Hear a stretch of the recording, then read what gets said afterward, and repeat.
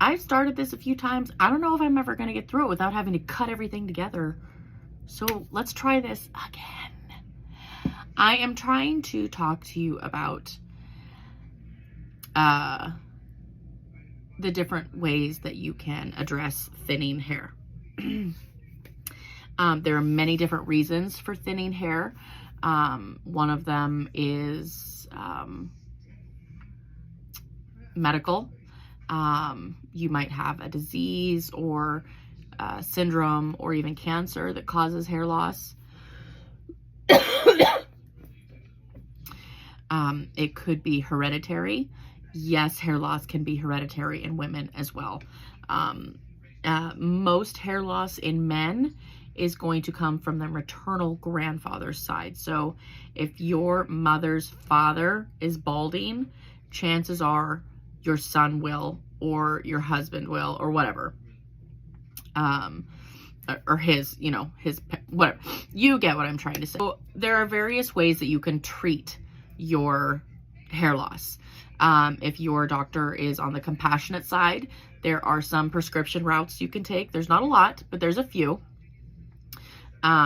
Most insurances are not going to pay for most hair loss.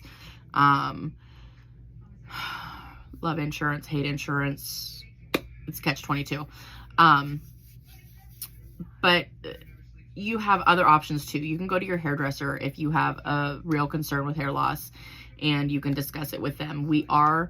Cosmetology means the science of hair. We do have an actual degree, if you will. It's a certification, but we have studied biology and chemistry of the head, the hands. We have to know basic anatomy.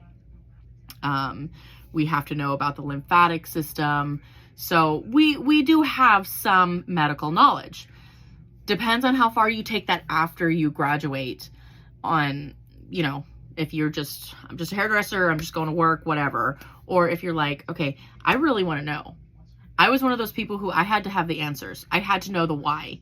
So just opening my textbook and reading through it was not enough information for me. It was too basic. So I actually won an award because I asked questions, to the detriment of myself occasionally, because I had a few teachers who hated me. So I irritated them. Whatever. No stupid question is a stupid question. Does that make sense? That makes sense to me. So there are things called minoxidil, which is in most salon products. And there's a few main brands people probably have heard of.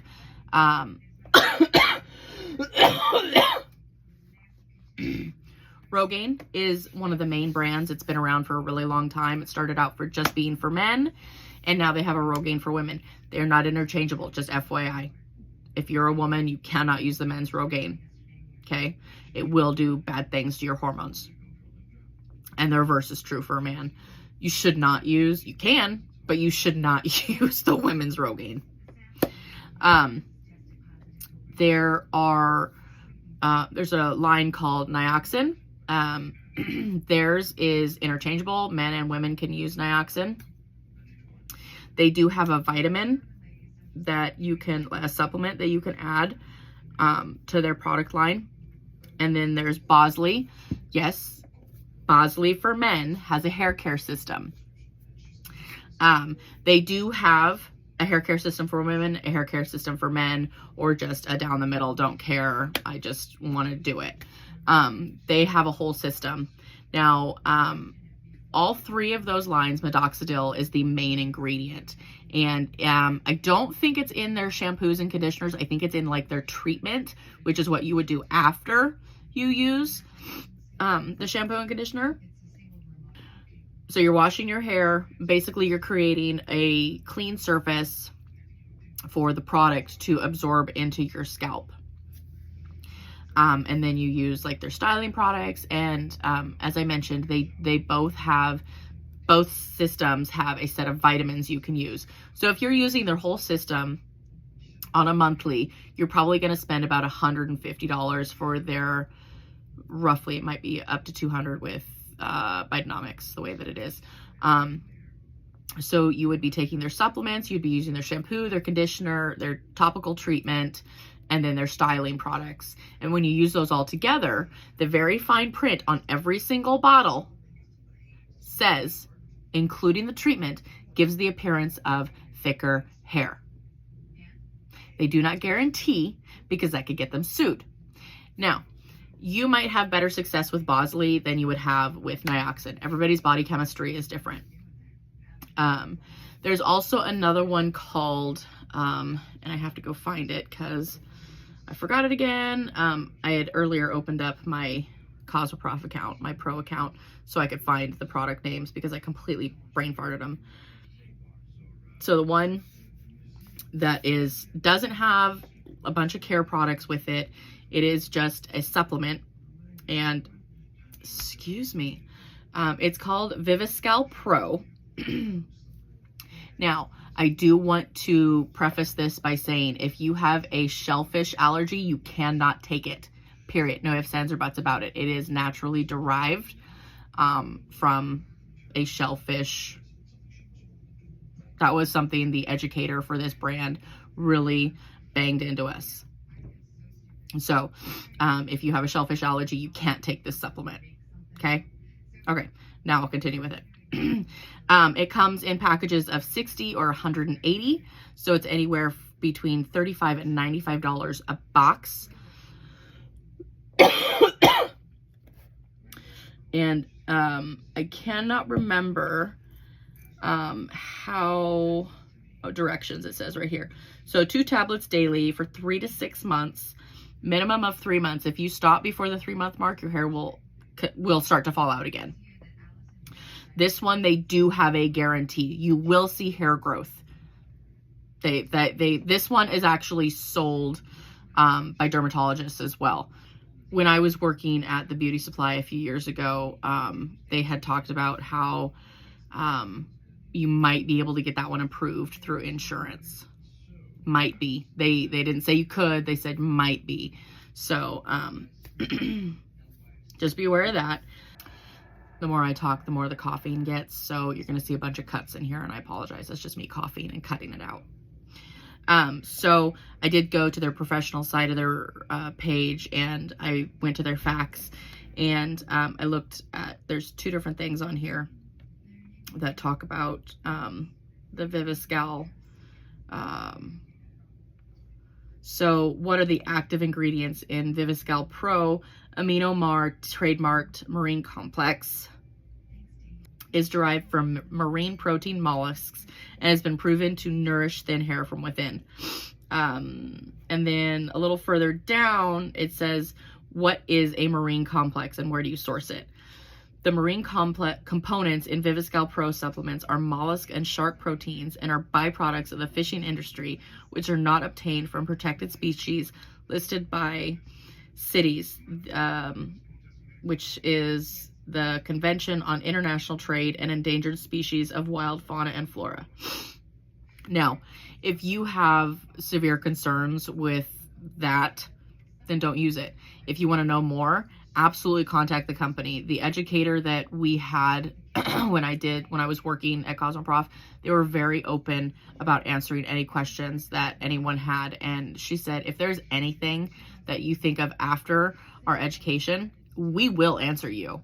It may take us a little time, but you will get an answer, and you will get a full answer. So this is the Viviscal supplements. It does have to be taken for the maximum amount of time. You can stop it at 3 months, but you're going to start to notice that your hair is going to start to thin out again. They want you to take it for at least 6 months or more to get the full benefits of it. 90 days is even better. You should see, and they guarantee, like I said, they guarantee. If you're not wanting to use anything chemical, that's fine too. There are other options. One of the biggest ones is using castor oil for your hair. Now there's 2 types of castor oil you can get. You can get light castor oil, which is good for lighter colored hair, blonde hair, or you can get dark castor oil, which is the castor bean that has been roasted before it is cold pressed. If you're using dark castor oil on your lighter hair, it's going to stain it black, and the longer it's exposed to oxygen, the darker it's going to get. So just be aware. Now, castor oil helps, but of course it's not studied. There are no studies available for castor oil, but people have been using it for hair thinning for centuries. I want to say that castor oil originates in the Caribbean and or tropical places on our planet. I think it started in the Caribbean. Don't quote me on that. Okay. I had to go look up some of the actual science behind it because I didn't feel that just, you know, leaving it as it's good for you was enough. So I went to the Davaness website. That was the first one after about 10 pages, all saying castor oil is not good for you to put on topically. They were from the NIH, CNN, other big reporting, which I don't feel are trustworthy since our former president Obama made propaganda to the American people legal. It had been illegal for a long time, and he repealed that and made it legal. So I don't really trust anything from mainstream media, but I am going to trust a European hair care company, and I like Davaness. I just feel that they've got too much fragrance, and I also can't use their hair color, unfortunately. I love their hair color. It's insanely stunning. I can't use it. I'm allergic to it. But they have a page here on their blog, The Science of Castor Oil for Hair Growth. So it gives a little bit of a breakdown on where it came from and things like that. But what I was looking for is castor oil contains 90% of ricinoleic long-chain fatty acid that has the ability to provide vitamins, omega-3, 6, and 9, and proteins to your hair follicle. This increases blood circulation, promoting overall skin, scalp, and hair health. It's going to moisturize your scalp, so if you do have a dry scalp, it'll help with that too. So some of the things that you can add to your castor oil, you can do straight castor oil, that's fine, or you can boost it and you can add rosemary oil. Now, I recommend doTERRA because doTERRA is the only brand that I know of that you can also use some of their oils internally. They are meant for either cooking or therapeutic use internally. So, but when you are buying, make sure that you look thoroughly at their website when you're deciding which oils to buy to see that they're okay to be used topically, if they have to be diluted to be used topically, or if you can use them internally, as in with cooking or as a supplement. I add their lemon oil to my water. It's really good, but you can't get too much, because if you get too much, you can cause heartburn. You can also, and this is going to help with blood flow. It also helps with getting rid of any guckies that might be growing on your skin that can cause things like actual dandruff, seborrheic, I forget how you say it. Basically, it's a yellow waxy substance. It's very similar to the wax in your ears, and it starts to build up on your scalp, and you can, scrape it off, and it's sticky and it's gross. That is dandruff. The flaky stuff, that's just dry skin. So this will help. This will help with dry skin. This will help get rid of any gunkies that might be living on your head. And then you can add peppermint oil as a blood stimulant. That sounds a little creepy, but anyway, basically it just brings blood to your scalp, kind of like when you have lip oils that have peppermint in them. It plumps your lips. It's bringing the blood to the surface. You want that. Now I have a whole collection on my Pinterest of things that you can add to your hair oil regimen. I'm actually looking at getting some American Emu Oil.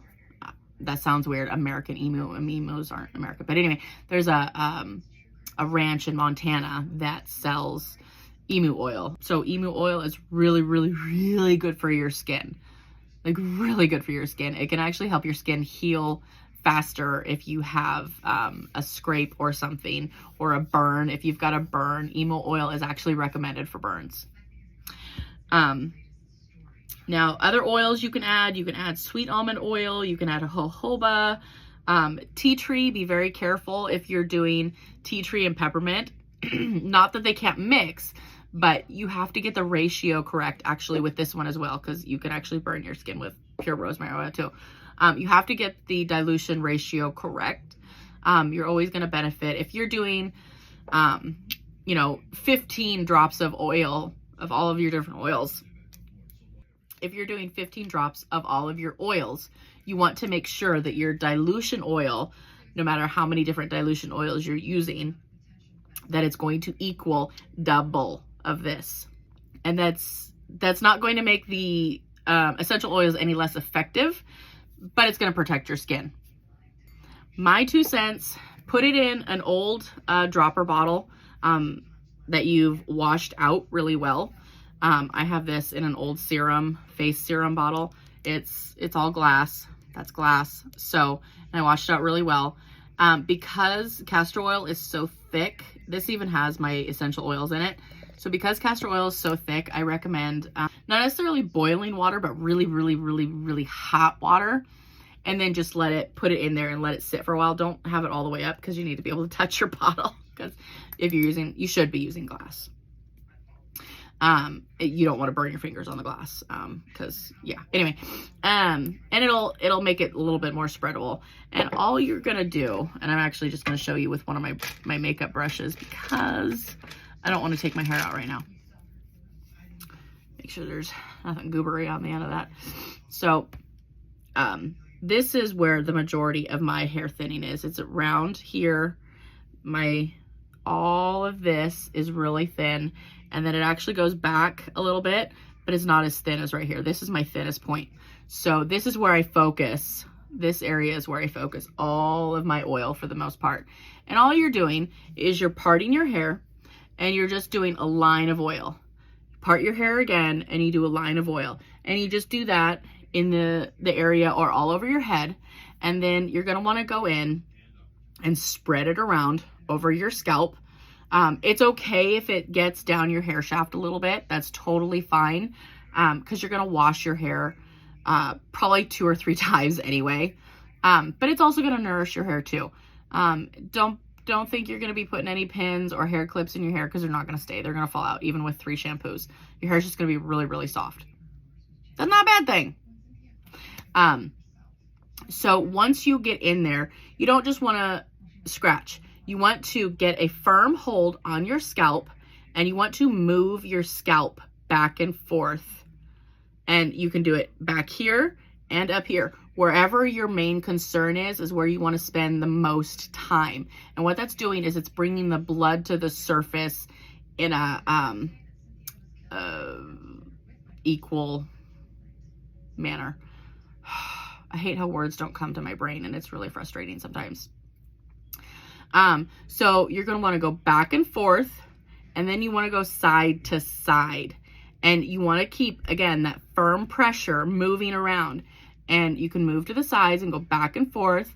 And when you're going up and down, opposites, because you don't want to be putting too much strain on your skin and your fascia. And there are muscles in here too. They're thin, but there's muscles in here. Believe me, I know, I've got migraines. So go back and forth, and then the same on the back of your head. Go up and down, up and down, up and down, side to side, side to side. Do your entire head. Whatever's left on your fingers, you could even do a massage on your face. That's totally, totally fine. Just make sure that, again, when you're rinsing your hair, if you get in the shower, just bring your cleanser in the shower with you and wash your face off. And then you can do your normal skincare. You might need to double wash your face, but that oil on your face is not going to harm you as long as you get the majority off. I would also recommend don't use super, super hot water when you get in the shower, because you don't necessarily want to blow open your cuticle. You still want some of the benefits of that to soak into your hair, because it's still moisturizing your hair, right?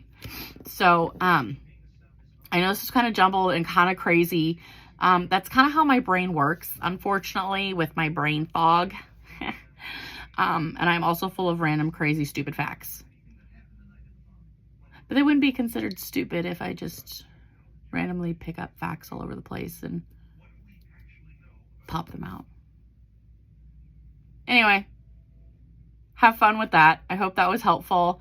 A little chaotic, but still good information. Bye. I'm going to go cough my head off now.